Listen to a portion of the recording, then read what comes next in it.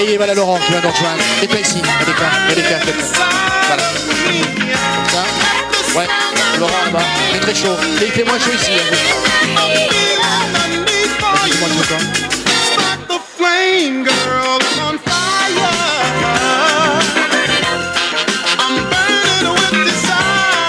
Alors je vous rappelle que les interviews seront à partir de demain disponibles, c'est ça, en replay sur Topside. Et le site c'est www. Il n'y est pas là-dessus? Il y est? D'accord.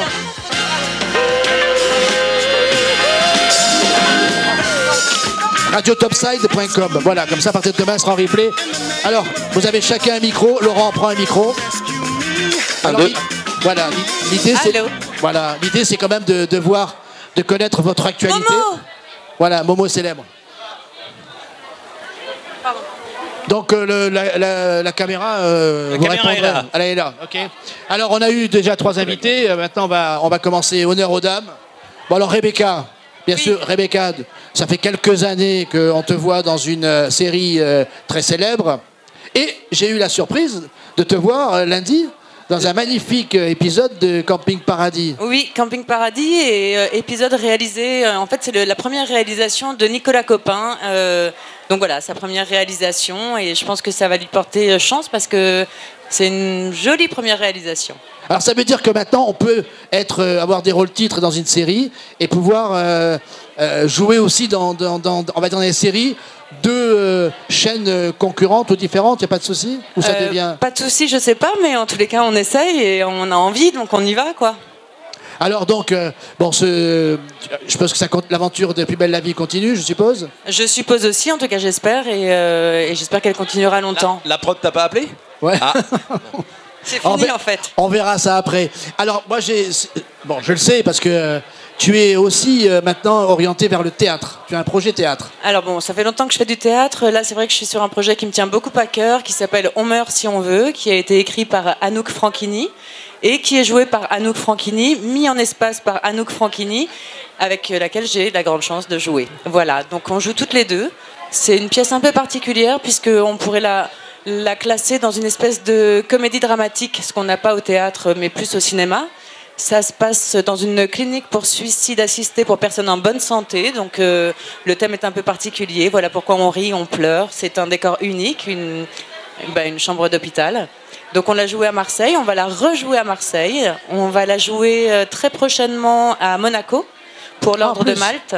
D'accord. Pour une association, donc l'Ordre de Malte. Ça pourrait être diffusé, c'est public, les gens pourront y aller? Parce que ici on est l'Ordre de Malte, je pense qu'il faut prendre les places puisque c'est pour l'association. On donne tout à l'asso. Alors on donnera sur le site, justement, on se renseignera pour l'Ordre de Malte, comment récupérer et acheter des places. Voilà, sinon on a le 10 mars aussi à Toulon, au théâtre de l'Antidote à Toulon. Le 10 mars, les places sont déjà en vente. Voilà, on vous attend. Et donc, moi on s'est vu à diverses occasions pour d'autres pièces, notamment une pièce avec des comédiens assez compliqués à gérer. Alors, est-ce que la pièce continue ou pas? Ah non, celle-là, non. C'est fini, hein? Oui. Bon, c'est bien, parce qu'elle était bonne, cette pièce. La pièce était très bonne, on va dire qu'on a eu... voilà, mais elle était très très bonne. Non, mais bon, il y a toutes les bonnes choses s'arrêtent. Oui, non mais c'est vrai, voilà. Donc en plein, moi ce qui me tenait à cœur, c'est que ce projet que tu développes maintenant, c'est un projet beaucoup plus personnel qui te tient... Il est très personnel et c'est vraiment, voilà, ces deux personnages, c'est très intimiste, c'est pas du théâtre de boulevard, c'est une pièce que j'aime et j'ai été vraiment très très très fière d'avoir été choisie par Anouk Franchini, qui est une auteure que j'admire énormément, qui est là et qui a eu la gentillesse de s'occuper un petit peu de ma fille pendant que je raconte des bêtises devant une caméra. C'est vrai que ça fait, pour être nounou, c'est bien, être nounou et on peut être metteur en scène et nounou. En fait, moi, c'est ça s'appelle la classe internationale, c'est d'avoir en fait sa metteur en scène et son auteur en tant que nounou. C'est-à-dire qu'en fait, normalement, les gens veulent l'avoir elle et finalement, c'est elle qui garde ma fille, donc c'est magnifique. En tout cas, c'est un peu, tu sais, c'est l'esprit de la convivialité de ces festivals où on a, tu vois, des fois je présente avec un enfant sur les bras, tu vois, c'est bien. Mais oui, je crois qu'en fait l'intérêt d'un festival, c'est aussi tous de se dépanner les uns les autres et de se voir et puis de faire des selfies et puis de revoir ceux qu'on n'a pas vus depuis longtemps et voilà, ça fait plaisir. Et surtout toi, Patrick. Ouais. Et pour le public, non mais c'est vrai, moi je suis content parce que le public il vous retrouve et en fait il vous découvre aussi parce que dans les séries vous avez des rôles pas forcément comme vous êtes dans la vie parce que vous êtes comédien, mais de savoir aussi que vous avez aussi d'autres projets et pas seulement ce que... D'autres projets, d'autres facettes et surtout, moi ça me tenait particulièrement... Pardon, je vois Laurent Biras au fond. Ça me tenait particulièrement à cœur de venir parce que je crois que le dernier festival que j'ai fait, c'était avec toi et j'en ai fait un en Centre d'Eléa, un où elle était toute petite et ça y est, je me sens un peu plus libre de mes mouvements, donc je suis là. Jusqu'à la prochaine. Enfin, je rigole. Non, c'est bon là. C'est bon, tu prends une pause. Alors, Yves. Lui aussi, Yves, un grand comédien, puisque les gens te découvrent. Alors, tu fais partie de ces comédiens qui font partie du paysage télévisuel depuis un certain temps, puisque tu fais pas mal de rôles, et notamment une série qui marche très bien, qui s'appelle En Famille, où j'ai plein de copines aussi dans ce... Ah oui, oui. Bah, j'ai Hélène. D'accord. J'ai... non, c'est Marie Vincent. Marie Vincent, oui. J'ai Savary, c'est... Jeanne. Voilà, qui faisait partie d'une belle aventure qu'on avait montée à Vittel. Je te raconterai ça, c'est bien. Ah, ben, je raconterai ça lundi. Oui, tout à fait. D'accord. Et donc, alors, pour En Famille, bon, c'est pareil, ça continue, il n'y a pas de raison que ça s'arrête. Quoique, dans les chaînes, plus que jamais, quoi. Plus que jamais. Bon, voilà, on vient de faire une diffusion là l'été dernier absolument exceptionnelle, incroyable, qu'on a battu. Bon. Et donc, maintenant, En Famille se dirige aussi vers des 52 minutes. Donc le format change en fait. Voilà. Enfin non, ils vont garder des formats courts et puis on va faire 3 ou 4 ou 5 52 minutes.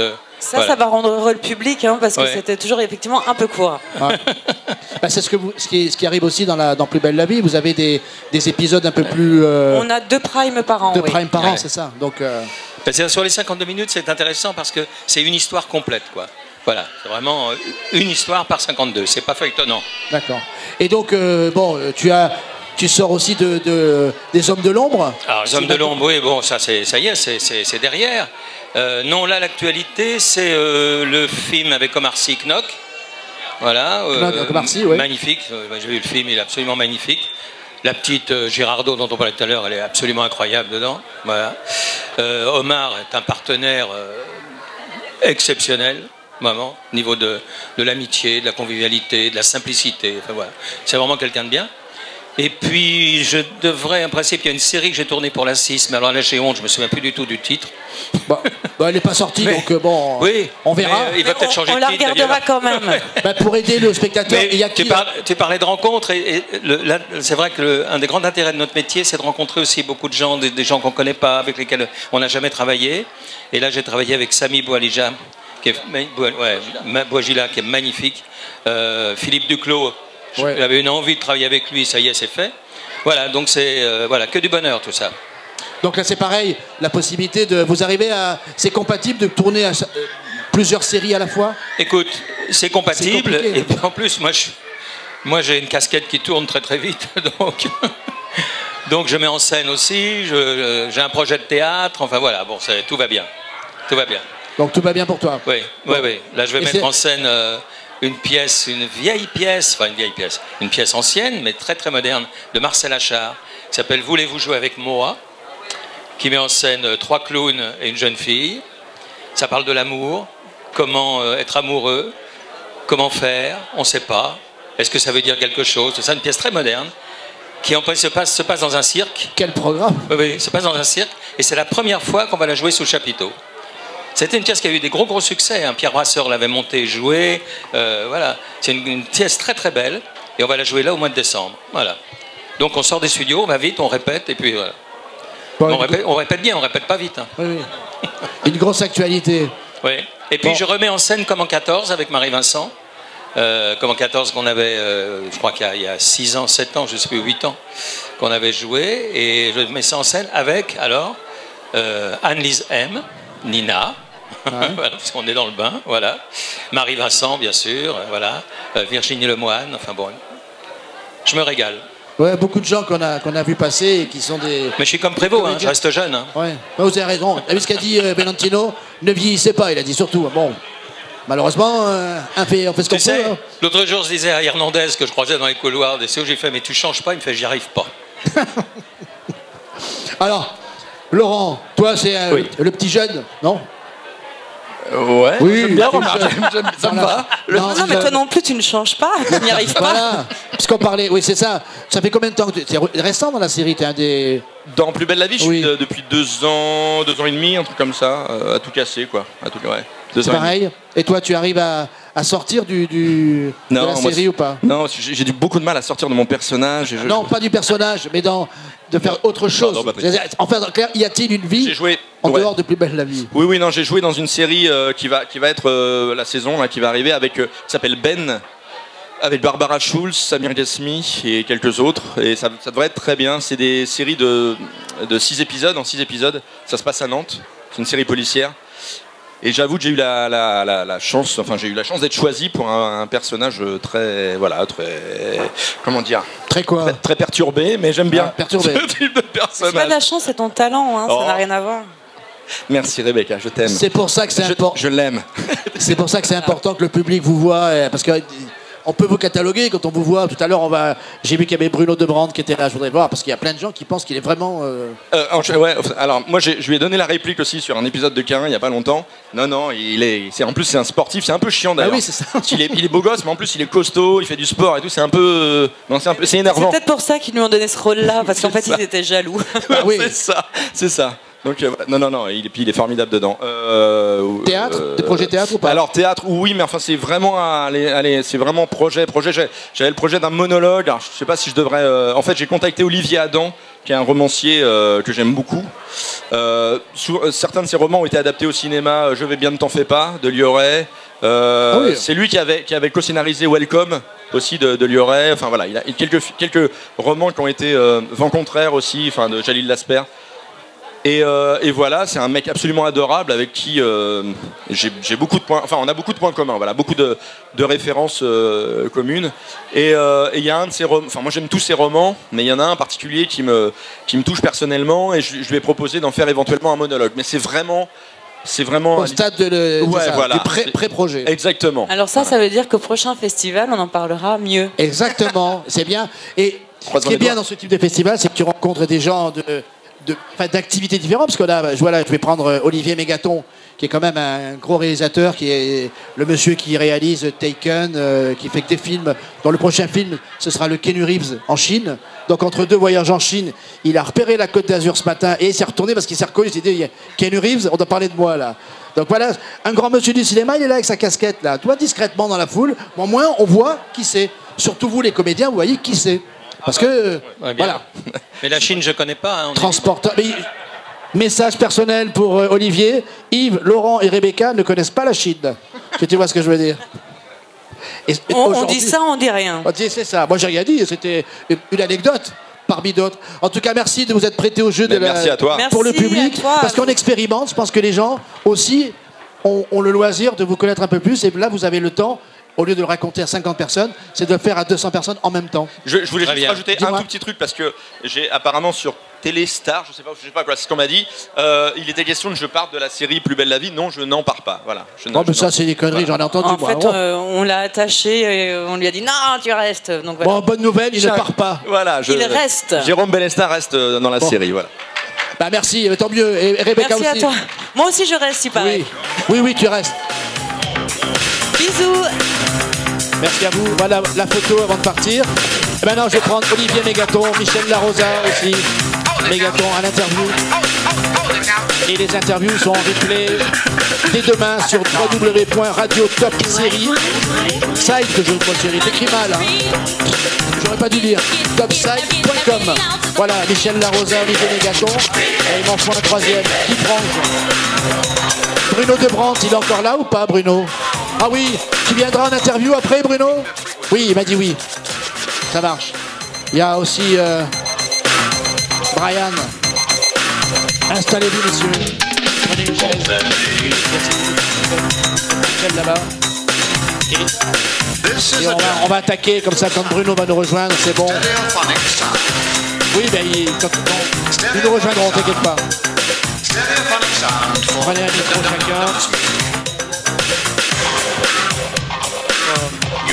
Alors, on est prêt pour la technique? Alex. Allez, troisième session d'interview. Le troisième va nous rejoindre, on va attaquer directement parce que là, j'ai envie de demander tout de suite à mon invité, Olivier Mégaton. Alors, bonjour. Il se présentera après, je vous dis en gros, gros réalisateur et qui fait beaucoup de films de production internationale et qui a la gentillesse de venir nous rejoindre pour 2 jours ici à Beau Soleil.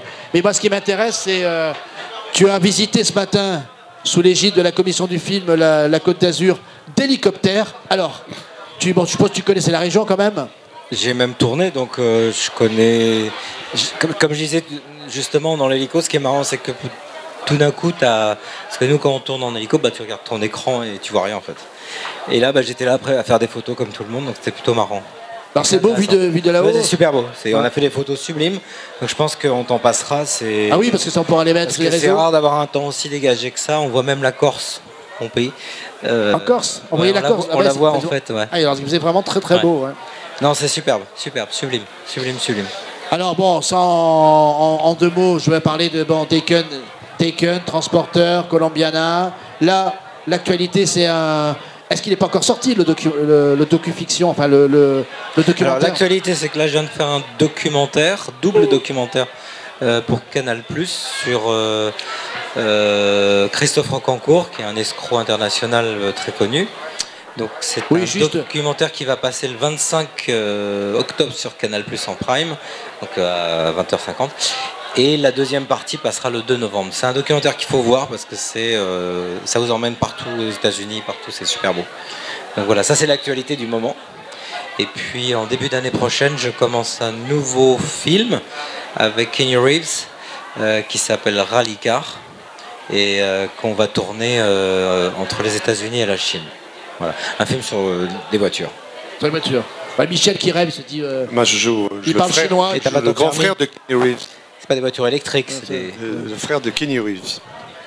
Et donc, quand on passe à des grands films comme tu fais là, comment est venue l'idée du documentaire sur Rocancourt? Parce que c'est une commande un film, c'est assez fatigant.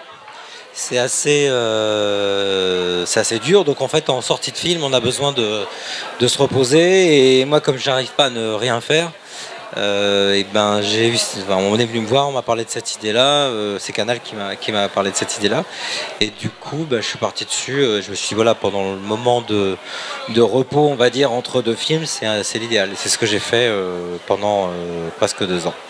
À 2 ans quand même pour après le documentaire, c'est que tu voyages, donc le temps de voir les gens, d'aller les voir, c'est très long, quoi, très très long. Mais c'est pas le même rythme, c'est ça qui est intéressant. On met autant d'énergie, mais c'est construit de façon complètement différente. Il n'y a pas l'hystérie d'un film, il n'y a pas tout ça, quoi. Et là, dans les prochains, le gros film, donc la Chine. Ouais, donc Rally Car, là, c'est un gros film, c'est un très gros film. Ça. Et c'est un film qui traverse toute la Chine, puisque l'histoire, c'est un pilote de NASCAR qui se fait virer de la compétition, qui n'a plus de licence et qui, parce qu'il doit d'argent, doit partir en Chine pour faire un rallye. Et donc, du jour au lendemain, il passe de tourner toujours à gauche à devenir pilote de rallye, où il a une copilote qui lui dit à gauche, à droite, ainsi de suite. Voilà. Donc c'est un beau film à faire parce que j'ai fait moi les repérages en Chine en avril-mai et c'est des endroits délirants, sublimes. Donc on va encore ramener des images qui sont Et c'est pas compliqué de tourner au niveau autorisation en Chine, ouais. Tourner partout, mais là par pas définition, plus qu'ailleurs. tourner un film, on recrée un monde qui n'existe pas, donc c'est toujours compliqué, bien sûr. Maintenant, c'est notre métier, donc il faut trouver les solutions, ce qu'on arrive à faire assez souvent. Enfin voilà. Mais après. Chaque fois, c'est comme on dit, c'est new game. Enfin, c'est-à-dire qu'il faut se remettre dans la logique de chaque pays et essayer d'en tirer le maximum. Donc c'est ça le challenge. Sinon, ça serait chiant. Et tu arrives quand même à vivre un peu en France, quand même. Oui. Entre chaque film, j'arrive à passer du temps ici, quelques mois, et c'est bien, quoi. C'est ça qui est top. Je suis pas lassé, quoi. C'est ça qui est bien. Plutôt campagne tranquille ou Paris? Plutôt campagne tranquille. Ouais, même si J'habite officiellement à Paris. Je vais dans le sud de la France tranquillement pour écrire, pour des fois rien faire. Enfin, voilà.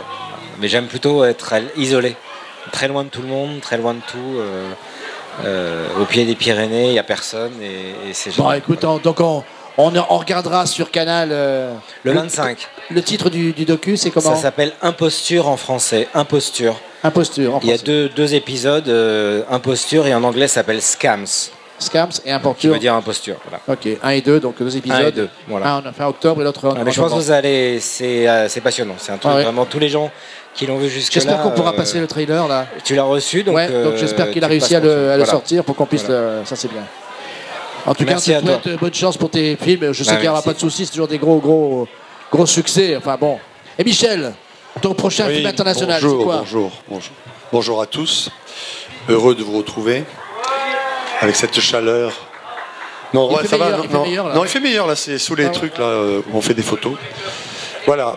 Ben écoute, c'est quoi la question? J'ai pas entendu. Ton prochain film. Non, ton prochain film international ou même français. Il va jouer Rastapopoulos dans le remake de Tintin. J'ai refusé de tourner avec Olivier Mégaton parce que j'avais vu Taken 3 et voilà, donc je dis non. C'est trop violent pour toi. Oui, c'est un peu violent. Puis Kenny Reeves, bon moi on s'entend pas très bien, donc j'ai préféré. Non, je te taquine. Non, alors moi c'est beaucoup plus national. Je vais tourner la semaine prochaine dans la série La Stagiaire avec Michel Bernier. Ça t'intéresse pas? Mais si. Non mais tu regardes là-bas, je te parle, j'ai l'air con, je parle tout seul. Vous êtes là. Je parle, il est comme ça. Mais tu parles à la caméra, parce que je cherche mon troisième invité. Je ne t'ai pas parlé du tout. Alors donc je te répète, la semaine prochaine je vais tourner dans La Stagiaire. Un rôle de médecin. Avec Michel Bernier. Ah ben, toi qui as l'hypochondriaque, tu joues le rôle de médecin. Mais tu sais, non, tu rigoles, mais il y a 2 ans, j'avais tourné, c'est Boulevard du Palais, voilà, Boulevard du Palais avec Anne Richard, où j'étais un cancérologue. Et la journée, on était donc à l'hôpital, à un étage qui était désaffecté, et je sentais les odeurs, je voyais passer des gens en blanc, et j'étais très très mal. Et le réalisateur m'a dit, tu as l'air d'avoir le trac. J'ai dit, non, c'est plutôt ce que je vois passer, les odeurs et tout. C'est vrai que j'aime pas du tout ces endroits. Je pense pas qu'il y a beaucoup de gens qui aiment ça aussi, mais bon. Oui, j'allais dire à la fois. Oui. En fait, moi particulièrement, on fait vraiment des fêtes dans les hôpitaux. Quoi. Oui. Non, c'est vrai que. Ouais. Tu es amusant comme garçon. Tu tiens à garder tes moustaches. C'est pour ça que tu n'étais pas dans l'hélicoptère, c'est ça hein Non, mais alors la balade en hélicoptère. C'est vrai que j'ai pas forcément envie de prendre un hélicoptère, donc je vais pas me forcer. Ouais, c'est ça. Si j'ai vraiment l'envie, si c'est une obligation, je le ferai. Mais là, c'était par plaisir. Donc, en plus, j'avais Olivier et Bernard Montiel que j'aime pas, donc je suis pas allé. Dans ce métier, non, c'est pas vrai. On cherche à aller toujours plus haut. Toi, tu peux pas aller. Toujours plus haut. J'ai écrit une chanson là-dessus. Toujours plus bas. Toujours plus haut, plus bas. Mais oui, avec toi. Alors, je veux dire pour te bonifier, celui de bonifie. Bon, je m'en fous. Vas-y, autre question. Alors. Et donc, il y a peut-être d'autres projets, théâtre, tu as quelque chose parce alors, c'est vrai qu'on est venu jouer ici avec Marthe Villalonga. Ouais. Quelqu'un est venu nous voir? Personne, ça fait plaisir. T'es venu. Voilà. J'étais excellent, hein. Non, Marthe un peu faible, mais moi j'étais. La pauvre, elle est malade, elle a une crève, la pauvre. J'étais malade? Non, Marthe. Elle est au fond de son lit, elle est à Cannes, en plus elle est pas loin, la pauvre. En fait, elle était très impressionnée. Elle était très impressionnée d'être sur scène sur moi. Ça fait peur quand même, un acteur comme ça, tu vois. Non, voilà, donc vous êtes venu jouer ici, donc vous n'étiez pas venu nous voir, merci. Mais ils ne le savaient pas, c'est normal, ils sont pas de Beau Soleil. Non, sinon j'ai fait la petite série, enfin petite, pas dans le sens petite pour petite, c'est dans la durée, des programmes courts. Draculi Gandolfi, on a tourné cette semaine à Marseille. C'est des programmes courts de 1 minute 40 à peu près. On a tourné pratiquement 200 épisodes, parce que ça va vite. Mais qu'est-ce que tu regardes là-bas? Tu fais que regarder. Il y a quelqu'un, appelle-la. Non, mais attends. Non, mais toi, tu parles au public. Moi, je cherche Bruno de Brandt. C'est pour ça. Bruno de Brandt. Ah, mais Bruno, il est là. Voilà, Bruno. Tu vois, voilà. Alors, continue à parler. Bah, tu sais, tu as un micro. On dirait que tu n'as pas fait de télé. Non, mais tu as un micro, on n'est pas en direct, tu peux l'appeler Bruno. Voilà, tu vois, il réagit. Mais si, ça va être. Voilà, hop, il s'installe. Il va mieux depuis qu'il n'est plus dans le cas. Eh, dis donc, pour un handicapé, tu es quand même.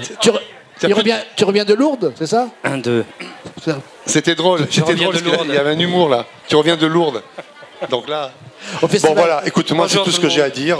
Je suis simplement très content chaque année d'être ici. Salut Bruno. Je t'en remercie parce que tout ça c'est grâce à toi. Même si je te taquine. À la ville de Beau Soleil. Je vais mettre à poil après. Merci Patrick. Et donc merci de la part de tous les comédiens de ce que tu fais pour nous, et c'est l'occasion de faire la fête aussi, et de rencontrer des gens magnifiques, merveilleux. Là, c'est mon côté Drucker, je vous aime. Voilà. Ça, les 30 ans de télévision, ils ressortent. Voilà. Là, et je vous laisse maintenant. Voilà. Merci. Alors, on n'a pas fait les présentations, donc Bruno Debrandt, Olivier Mégaton, grand réalisateur, Michel Larosa, grand comédien, on devait dire, qui sortent. Enfin, il est là, c'est un grand homme de télévision qui est devenu au cinéma, mais il est adorable. On a fait des photos avec Bruno. C'est un peu mon frère on a fait des belles photos. De festival. Il aime le café, il aime le café. Tu vois que les festivals de rencontres sont intéressants parce que tu dois le savoir. Quand tu fais une série comme K1, il y a des gens qui en fait font pas le rapprochement avec d'autres séries que tu as pu faire et qui pensent que tu es vraiment handicapé. On t'a posé la question ou pas? Oui. Parce que moi, on me l'a posé. Hein. Les premières saisons, oui. Ouais. Les premières saisons, il y a eu même des troubles, vrai. Mais là, maintenant, ça fait un petit moment que je fais autre chose aussi, donc... Oui, mais c'est vrai que voilà, c'est au début, c'est aussi la question qu'on me posait à moi en disant. Oui, c'est plutôt flatteur. Ça veut dire qu'on fait bien son travail. Ah, ça c'est clair. C'est parfaitement mais interprété. Pour être un petit peu sérieux, en fait, au départ de la série, c'était une de nos premières inquiétudes. C'était de froisser tous les gens qui étaient en situation de handicap. Et donc, on avait tous à cœur. D'ailleurs avec Fabrice Malaval qui nous a accompagnés pendant 2 ans, qui était mon partenaire, qui lui est en fauteuil, pour faire en sorte qu'il n'y ait pas de... Mais que ce soit plausible ou que c'est pas... Que ce soit plus que plausible. On refusait, on coupait toutes les scènes qui n'étaient pas plausibles, qui n'étaient pas faisables. Ouais. Moi je fais mes cascades, donc il n'était pas question que je fasse quoi que ce soit, que je ne puisse pas faire en fauteuil, par exemple. Et l'interprétation, est-ce que ça... Jouer en fauteuil, c'est pas comme au niveau des déplacements, etc. Est-ce que c'est compliqué ou tu arrives à adapter Il y a plein de choses. C'est très très compliqué à cause de l'économie dans laquelle on travaille.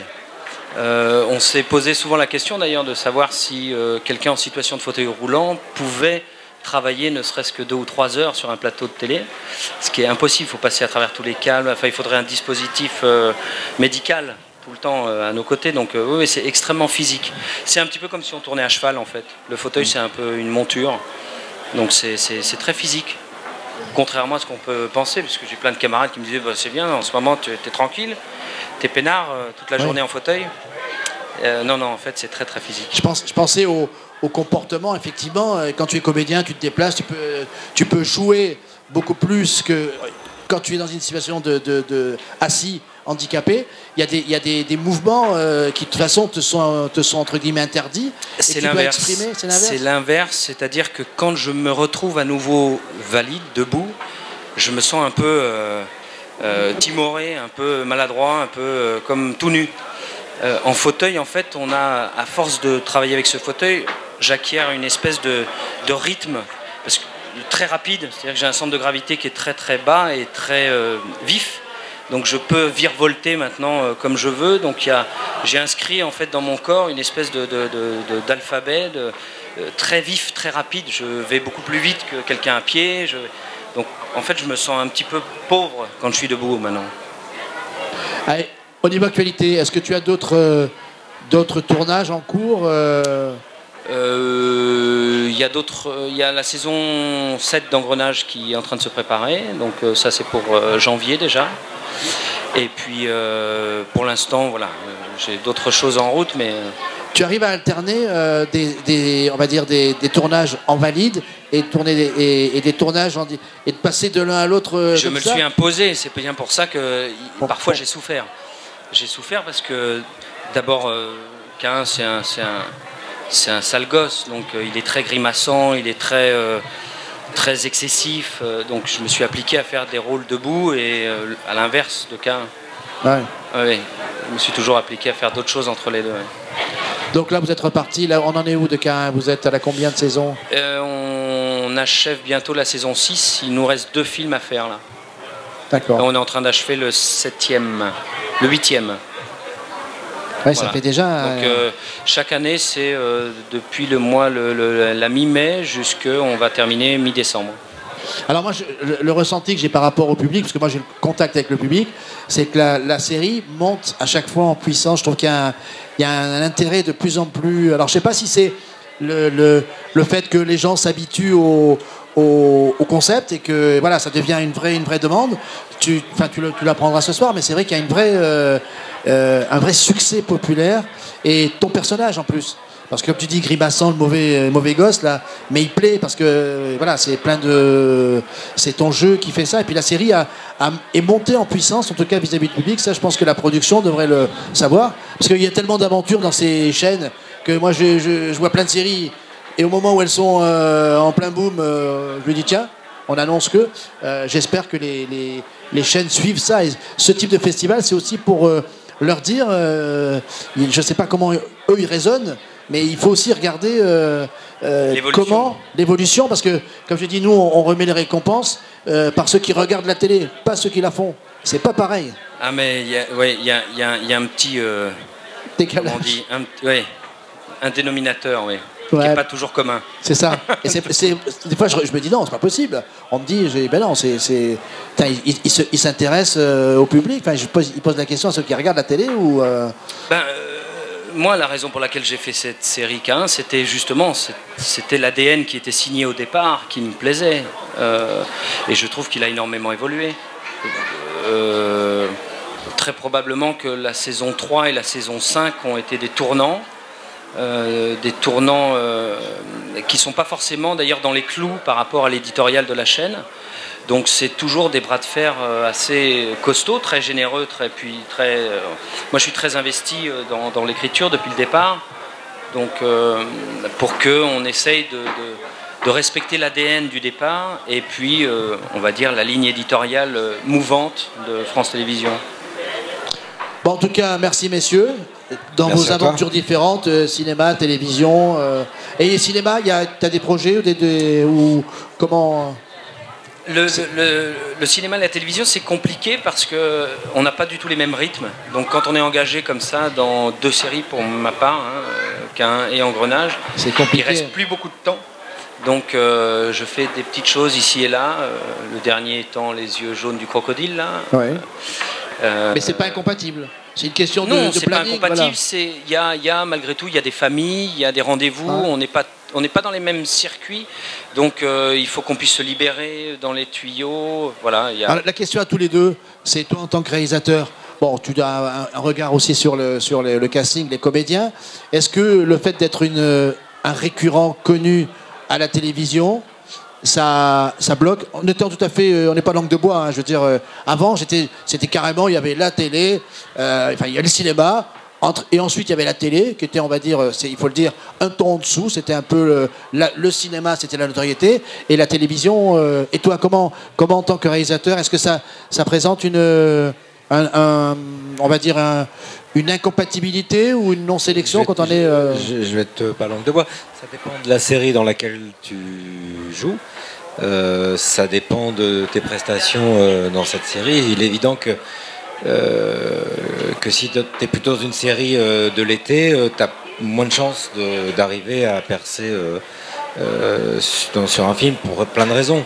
Maintenant, c'est moins dans les deux sens. Les gens qui font du cinéma, et je pense qu'Anglade avec Braco l'a montré, arrive aujourd'hui à avoir des rôles assez hallucinants dans des séries télé et amène effectivement un univers différent. Donc le chemin se fait dans les deux sens, mais c'est toujours pareil, ça dépend d'où tu pars. Quoi, oui, j'ai ça, parce qu'aux États-Unis, tu peux faire cinéma et télé, il n'y a aucune différence. En France, on n'en est pas encore là quand même. À savoir qu'aux États-Unis, ça commence à devenir compliqué, parce que quand tu vois Kevin Spacey qui fait House of Cards et qui est pris 90% du temps, donc il peut faire aucun film. Donc du coup, les films qu'il fait aujourd'hui sont pas des bons films parce que c'est des petits rôles. Il a 3 semaines à accorder sur un film, et tu peux pas t'installer en 3 semaines sur un long métrage. Donc il y a quand même il faut minorer quelque part. Alors, mais aujourd'hui, Kevin Spacey il y a son portrait à la Maison Blanche parmi les présidents, c'est assez marrant. Mais en dehors de ça, son activité cinématographique, il essaye d'y revenir. Et c'est pas facile, c'est pas super facile pour lui. Donc il y a quand même comme on dit, il y a vraiment 2 mondes qui se côtoient pas vraiment en plus. C'est plus facile, on va dire, il y a plus de possibilités aujourd'hui de passer de l'un à l'autre. En tout cas, du cinéma à la télé, oui, totalement. De la télé au cinéma, c'est plus perméable, enfin imperméable plutôt aujourd'hui. C'est plus compliqué, voilà. Mais ça dépend. S'il y a des comédiens qui ont pas cette connotation, qui sont capables de passer d'une série à l'autre, qui sont complètement. Ça dépend des gens, ça dépend des comédiens. Quand sur un film, tu prends un comédien, tu regardes pas ce qu'il a fait avant. Et dans le cinéma, on n'a pas cette capacité à être emmerdé parce que le mec a fait ça ou ça ou ça. On prend des rôles. À la télé, c'est différent. Anglade, par exemple. Moi je connais depuis très longtemps et il y a eu une série de France 2 et le producteur me dit je voudrais absolument Jean-Luc parce que c'est vraiment et France 2 a dit ah bah non Anglade c'est Canal. Donc tu vois il y a encore des cloisonnements mais ça vient essentiellement des chaînes. Voilà. Il y a quelques années il y avait une incompatibilité totale par exemple avec les gens du théâtre et les gens de l'image, ça a explosé, les tuyaux ont tellement changé aujourd'hui que c'est plutôt, je suis d'accord, une question de temps, de timing, une question de rythme, une question de grande visibilité à une certaine heure d'écoute. Par exemple, il y a toute la bande de Fais pas ci, fais pas ça, que Carcinti, Bonneton, tous ces gens font du cinéma régulièrement dans un format qui ressemble aux Access et aux téléfilms c'est vrai. Dans lesquels ils sont habitués. Donc il y a on va dire, pour être totalement juste, qu'il y a un problème de timing et puis il y a aussi une histoire d'image et d'identification. Si on est identifié très fort dans un format, il y a de fortes chances qu'on évolue dans ce même format au cinéma. En revanche, le cinéma aujourd'hui, il est produit de telle manière qu'il ressemble énormément à la télévision et vice-versa. Donc, moi j'ai commencé au théâtre, j'ai commencé au cinéma et je fais de la télévision finalement que depuis 10 ans. Il y a eu beaucoup de visibilité avec ce K1, mais j'ai beaucoup plus de films, malgré tout, qui sont faits avant K1. Donc l'identification, tu vois, elle est... moi, je ne souffre pas de cette identification sur K1, par exemple. Oui, parce que tu avais déjà une carrière multiple au départ. C'est ceux qui, notamment des séries très fortes, on n'a pas, elle sera là tout à l'heure, mais Véronique Jeunesse, par exemple, qui était Julie Lescaut. Oui, sans être désobligeant, il y a des générations voilà, aussi. Exactement. Il y a toute la génération des seuls en scène, par exemple, explose au cinéma aujourd'hui. Ou des périodes où il n'y avait pas tellement de concurrence sur les chaînes, donc on les voyait tout le temps. Donc les gens, ils voyaient Julie Lescaut dans un... Voilà. Et tous mes grands camarades qui m'ont donné envie de faire ce métier sont venus jouer dans K1 jusqu'à Emmanuel de Sarthe, jusqu'à... Voilà, vous avez reçu tout à l'heure Yves Pignot, c'est un exemple parfait, tu vois, d'une mobilité totale. Donc c'est des questions plutôt de timing, mais aujourd'hui je crois que tout est sympathique, on va dire, tout est c'est un bon terme. Soyons sympathiques. C'est d'opportunité. C'est toujours cette opportunité parce que vous êtes comédien avant tout, vous n'êtes pas de théâtre, c'est rare. Théâtre, cinéma ou télévision, si on vous propose un rôle au cinéma, forcément vous allez le faire, et si on vous propose un rôle au théâtre aussi, à condition effectivement. J'avais pas relevé, mais c'est très intéressant, la notion de disponibilité. C'est la plus importante. Quand tu es 20% de ton temps, tu peux pas. C'est compliqué de s'impliquer dans un. Il faut bien comprendre ces deux milieux différents. Donc en fait, tu as un réseau cinéma. C'est comme si tu travailles dans une banque et puis que tu veux partager ton travail, aller travailler, j'en sais rien, faire de l'animation en quartier. Ces deux activités, il y a ces deux activités qui n'ont rien à voir dans le sens où c'est pas les mêmes réseaux. Mais j'ai envie de dire surtout que c'est une histoire de rythme. C'est-à-dire qu'un film se prépare, c'est un film qui est souvent préparé entre 2, 3, 4, 5, 6, voire plusieurs années. Donc tu organises tout ton cinéma, tout ton film en fonction de la disponibilité des uns des autres. La préparation des acteurs, elle prend du temps. En télévision, on peut moi je reçois les scripts très souvent 2 semaines avant de le tourner. Donc c'est pas du tout la même disposition. Il faut pouvoir annoncer, si tu veux faire du cinéma et que tu fais de la télévision par exemple, annoncer que tu es libre dans l'année prochaine. C'est ce que font certains, se mettant entre guillemets en disponibilité pour pouvoir jouer. Et même dans la tête des gens, c'est-à-dire que selon le média et le tuyau dans lequel on est, on peut avoir la sensation qu'on travaille tout le temps alors qu'on est libre depuis 8 mois. Oui. Donc c'est une question de communication, c'est une question de tuyau, c'est une question de couloir aussi. Voilà. Bon, en tout cas, messieurs, merci d'être venus parler à ce micro. Ça permet aussi aux gens de connaître un peu plus votre vie. Et donc on les retrouve à partir de demain en replay sur radiotopside.com et comme ça au moins vous aurez les uns les autres. Et puis moi je voulais passer un petit message personnel à Marie. Voilà, parce qui est en Champagne, qui fait des infidélités, elle est dans le jury du film de guerre. Alors bah écoute, c'est bien, il faut bien que c'est bien qu'elle profite aussi. C'est un autre aspect. Elle était venue ici aussi. Elle a choisi en fonction de la boisson. Ouais, qu'est-ce que vous proposez ici? Oh ben il y a quand même, tu vas voir ce soir, va pas être triste. Il y a une belle soirée qui s'attend. Voilà, c'était juste pour faire un petit coucou à Marie. On l'embrasse Marie. Voilà, donc ça s'est arrêté le village français en fait. Ah oui, ça y est, ça y est, c'est fini. Terminé. Ça aussi, ça fait partie des bons. Pourquoi c'est pas pareil. Pour Marie aussi, hein, voilà. Bah, par exemple, Marie, voilà, c'est un exemple typique. Elle fait sans arrêt cinéma, télévision. Elle voyage de l'un à l'autre sans aucun souci. Et là, avec la fin du village français, elle va être encore davantage libre. Ouais, donc maintenant, elle va pouvoir être beaucoup plus disponible pour le cinéma et on la retrouvera avec plaisir. C'est surtout qu'elle est en train de le fabriquer là. Hein. Ah oui, d'accord. Ouais. C'est vrai que bon, ça y est. Bah oui. C'est bien. Bon, donc ça veut dire qu'on aura de bonnes nouvelles bientôt. En tout cas, merci Bruno. Merci Olivier. Et puis on espère avoir un grand film américain de ces quatre ici, tourné en partie à Beau Soleil. On verra bien. Hein. En tout cas sur la Côte d'Azur. Oh. Écoute, pourquoi pas. De toute façon, écoute, fais-nous déjà un film en France. Ce sera déjà bien. on va pas regarder où c'est tourné, même en Champagne.